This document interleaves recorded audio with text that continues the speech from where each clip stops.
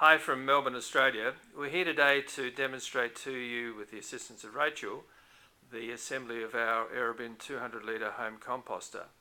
So here's the Aerobin in its packaging, a single pack carton.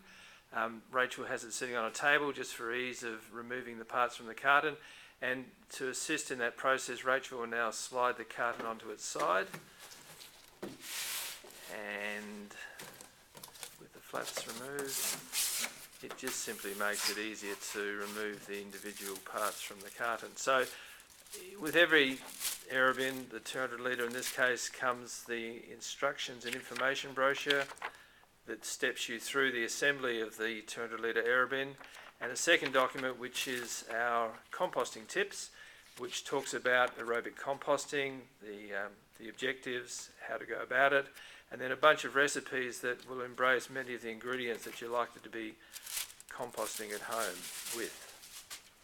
So out comes the base insert, and then 4 of the 8 vertical panels. The 3-sided panels, the larger panels, the 2 upper level fixed panels, and these can be distinguished from the 2 lower level access doors by the hooks, if you like, or the arms that are on the top corners of these panels.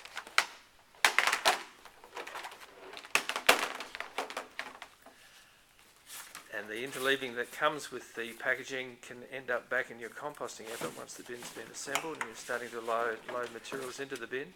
The base and lid, more composting material, and the last of the vertical panels. And in this case, another 2 of the 4 3-sided panels, and then the access doors, the lower level access doors. Great.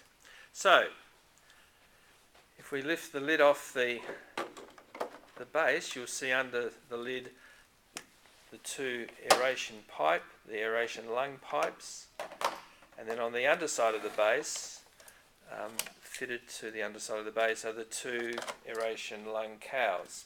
If you look at the underside of the base, you'll see that on one corner we have our leachate tank tap for draining your leachate or compost tea that you've collected in the base, and flipping that now down on the ground, you'll see that the leachate tank, if you like, is an integral part of the base, as distinct to our 400 litre where it's a separate component.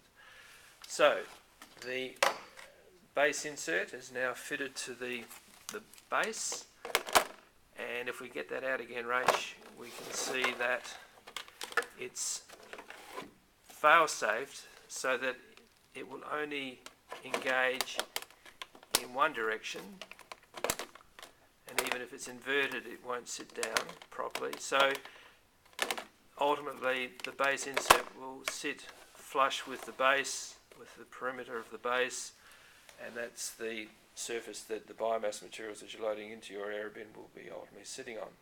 So now we'll load the first of the aeration pipes into the base centre hub.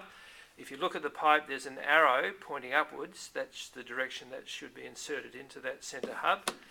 And then with the aid of a hammer or a mallet or a piece of heavy timber, hit this repeatedly and heavily until such time that you get a dull thud, which means that first pipe has inserted fully into the centre hub and is sitting on the base surface. The first of the aeration lung cows are then fitted to the pipe, the second pipe is loaded on, and then finally the last of the 2 cows.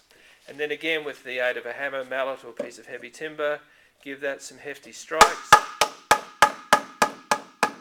until a dull thud, and that means that all 4 parts are engaged into each other.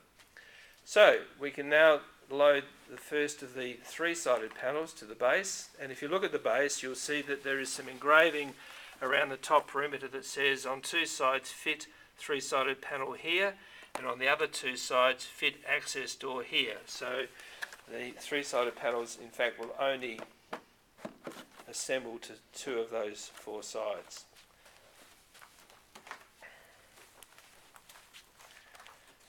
Okay.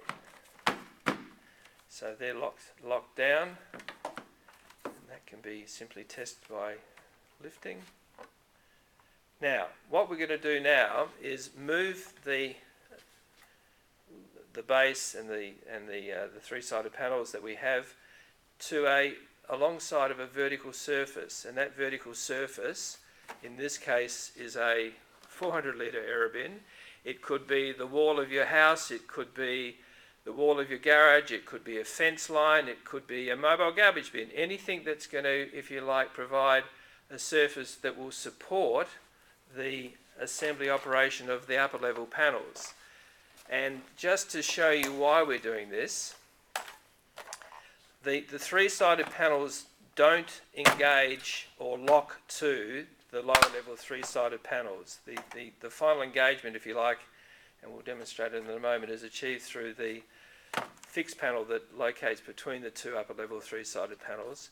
So basically we have an unstable condition that we're overcoming by providing a vertical surface to, if you like, lean this panel against when we assemble it or fit it to the top of the three-sided, lower level three-sided panels. So Rachel now will insert that to the corners, and that's quite stable. Now retrieve one of the fixed panels and the last of the three-sided panels. Insert the three-sided panel to the lower level three-sided panels, and with her other hand locate and position and engage the fixed panel, which is now clipped to, I'm lifting that, clipped to the lower level three-sided panel, and then very simply load the second and last of the vertical panels, which again has clipped to the lower level three-sided panels. So as a module, those four upper level panels are now assembled to the lower level three-sided panels. However, there is an alternative to this, and the vertical panel, if you like, that structure could be replaced by simply having a spare pair of hands. In other words, if somebody was helping you or assisting you in the assembly of the 200 litre Aerobin, they could be steadying that first three-sided panel whilst you were fitting the second of the three-sided panels and the first of the fixed panels. So that's an option. But there is another option, and we'll show you this, and we'll firstly remove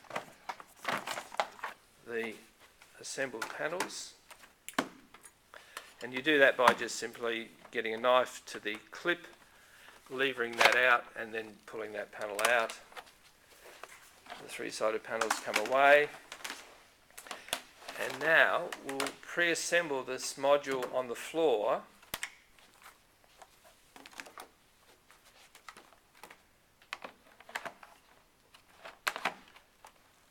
There's the second panel. So we've engaged that as we did on top of the lower level panels.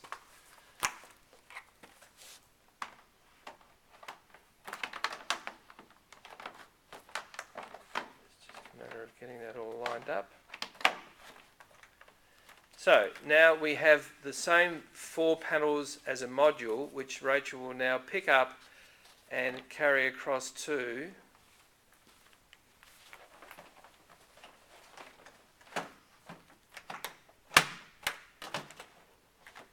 just a matter of joggling the corners into position.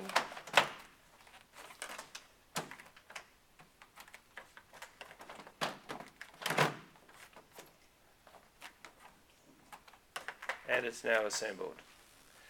So moving that out, you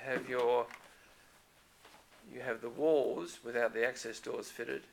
And you might also note that at this time, without the access doors fitted, the rigidity of the Aerobin is not perhaps as strong as it will be with the access doors and the lid fitted. So that's not something to be concerned about. So Rach, now we can go to the addition of the two access doors.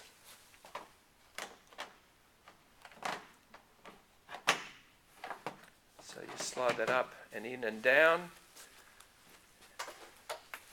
We'll repeat that on the other side.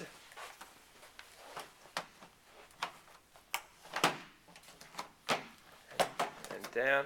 And Rachel, if we come back around this side, just show how that door is now locked to the base.